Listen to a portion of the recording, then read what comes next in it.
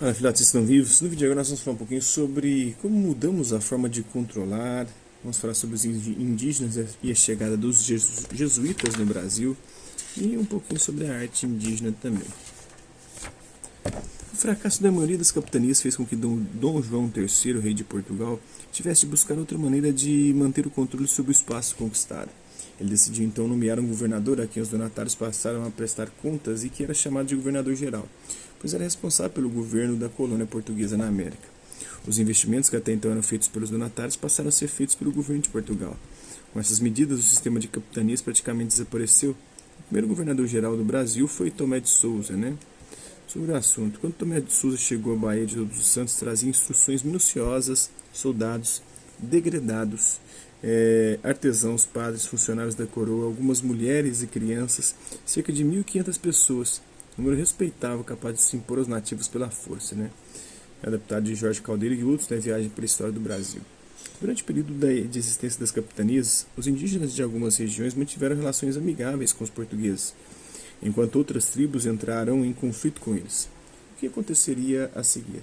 Que outras dificuldades os indígenas teriam de enfrentar em seu convívio com os portugueses? Como você já viu, após a chegada de Cabral, muita gente veio da Europa atraída pela esperança de uma vida melhor. Além dessas pessoas vieram também os jesuítas, que tinham uma missão especial a cumprir. Que missão era essa? O trecho seguinte é extraído de uma ordem dada aos jesuítas, Porque a principal coisa que me moveu a mandar povoar as ditas terras do Brasil foi para que a gente dela se convertesse à nossa santa fé católica. Vos encomendo muito que pratiqueis com os ditos capitães e oficiais a melhor maneira que para isso pode ter. E de minha parte lhes direi que lhes agradecerei muito terem especial cuidado de os provocar a serem cristãos.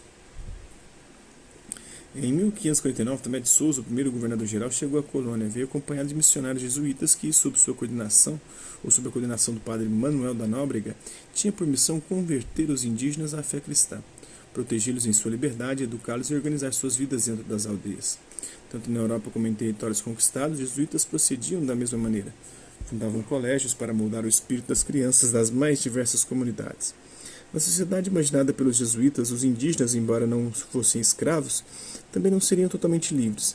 Deveriam obedecer aos padres, seguir uma moral rígida e abandonar muitos de seus costumes e tradições.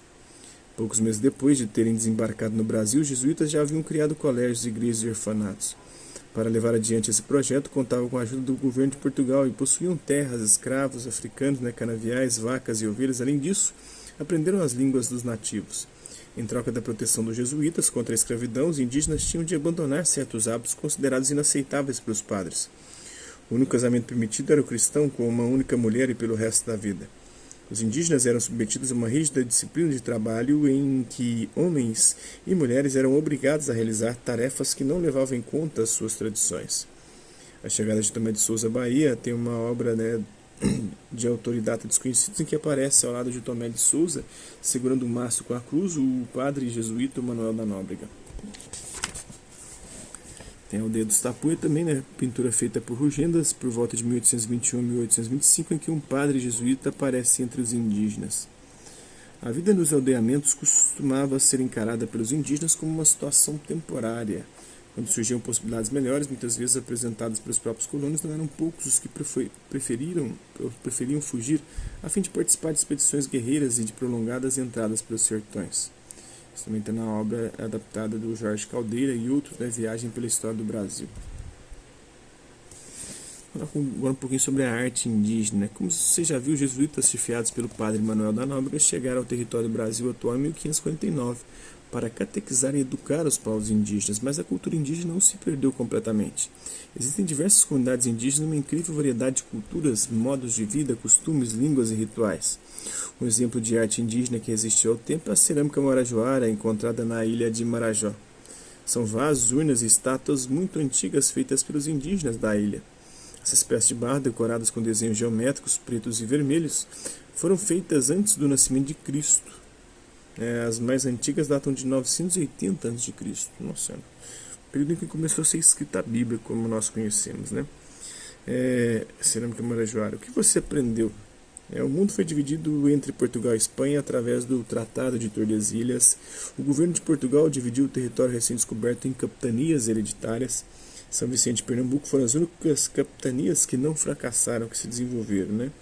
Os jesuítas portugueses vieram para a colônia com a missão de catequizar os indígenas, e os colonizadores portugueses impuseram mudanças profundas no modo de viver dos indígenas que habitavam essas terras.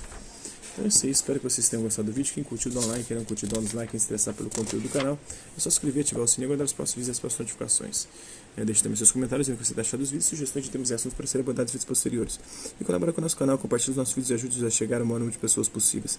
Eu gostaria de agradecer os 866 inscritos no nosso canal, agradecer também aqueles que garoto por conta de um conteúdo do passo por aqui, deixando sua visualização, seu like, seu dislike, seus comentários, aqueles que compartilham os nossos vídeos, compartilham o nosso canal, seja aqui nas plataformas do YouTube e outras redes sociais. No mais é isso aí. Hasta la vista, babies, e até a próxima.